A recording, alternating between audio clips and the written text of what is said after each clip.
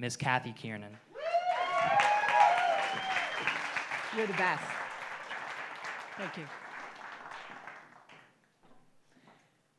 I'd like you to think for a moment about an important person in your life that you may be avoiding having a difficult conversation with.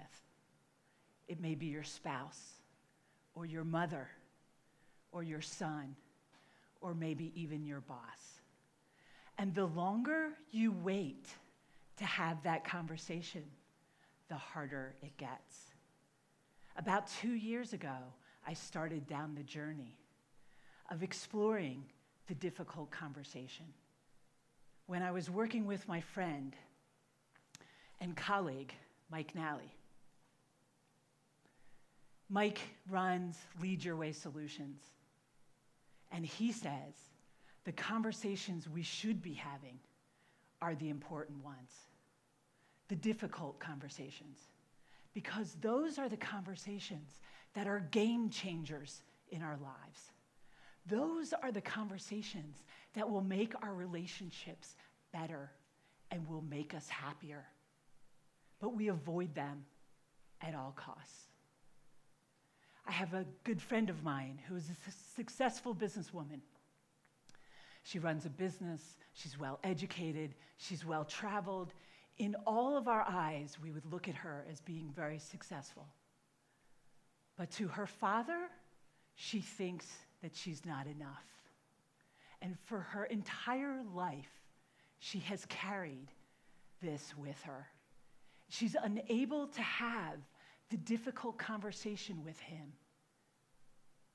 And it keeps her from being truly fulfilled in her relationship with him. And we talk about having that difficult conversation before he is gone. So why is it that we avoid these difficult conversations? It's because we're afraid. I don't know about you, but every time I think about engaging with someone and giving them feedback, I get fearful.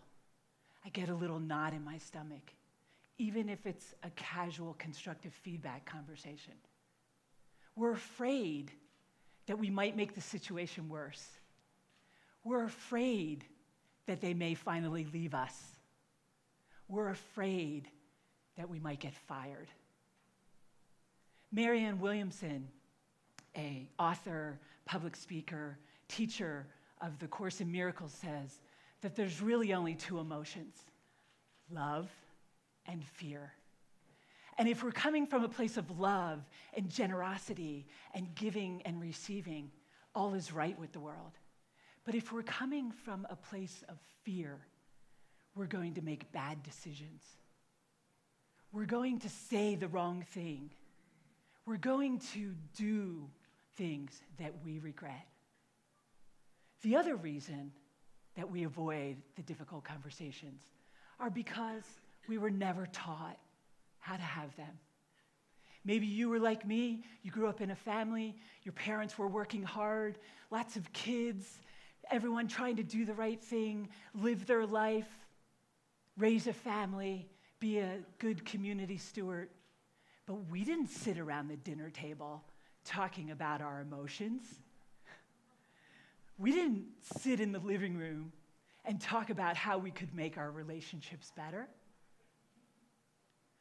Perhaps you are an exception to that rule, and you grew up having someone in your life, a parent or an uncle or a sports coach, who taught you. But most of us have never been taught how to do that. And that takes practice, having difficult conversations, just like anything else that we do in our lives. So I posit to you that you can learn how to have the difficult conversations, but it's going to take practice, and it's going to take working on it, just like anything else. And I also posit to you that you are ready to start learning how to do that, because you're here today. You're looking to stretch and to grow and to be bigger and better. So here are a couple of steps you need to take.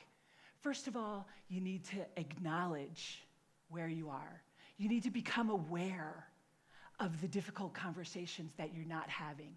You need to think about when you're in a situation that you should say something and you don't.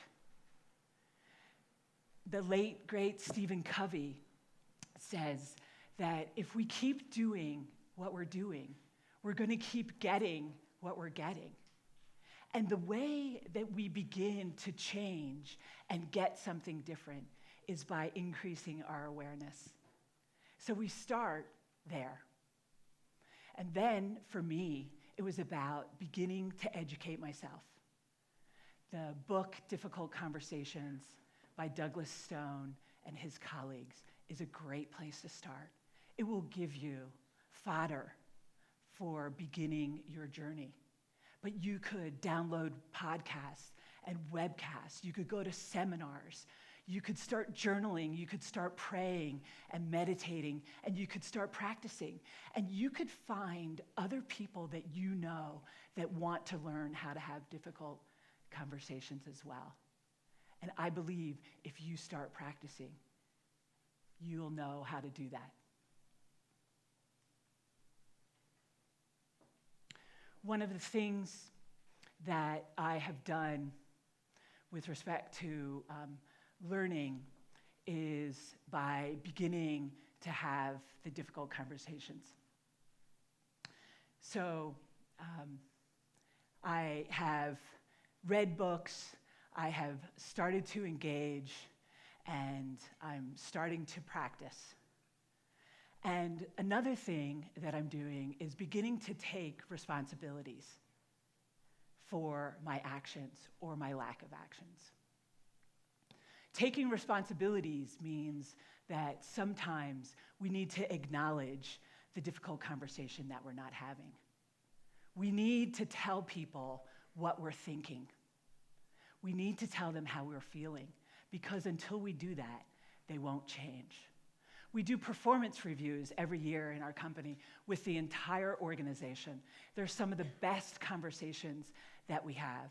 We talk about the year in review, how we've done, what we could do better, and where we're going moving forward.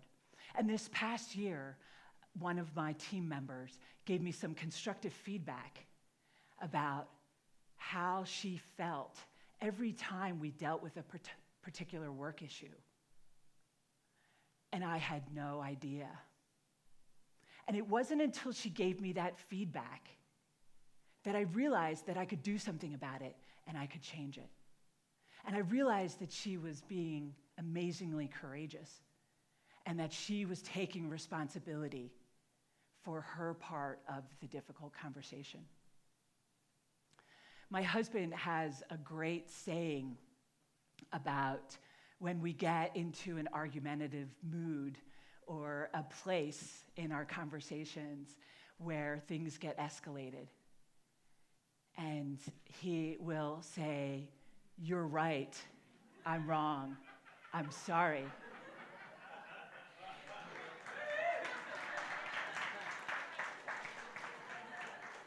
He's here today. You can get a chance to meet him.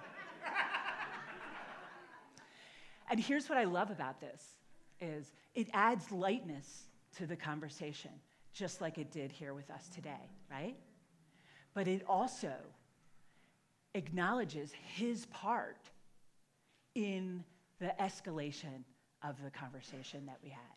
And for that, I truly respect him, because that is a game changer in the difficult conversation.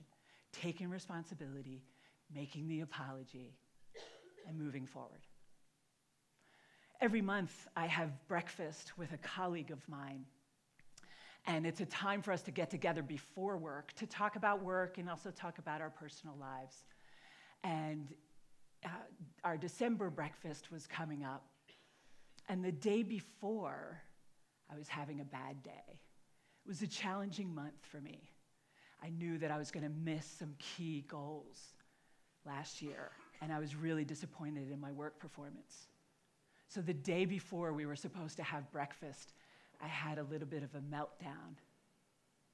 And he bore the brunt of that. It was the end of the day, and I was rude, and I acted inappropriately to to him, and I stormed out of the office, and I drove home, and I knew that there was a difficult conversation that needed to happen the next morning at breakfast. And I didn't know what I was going to do about it. And I asked for guidance, and I had a challenging night of restless sleep.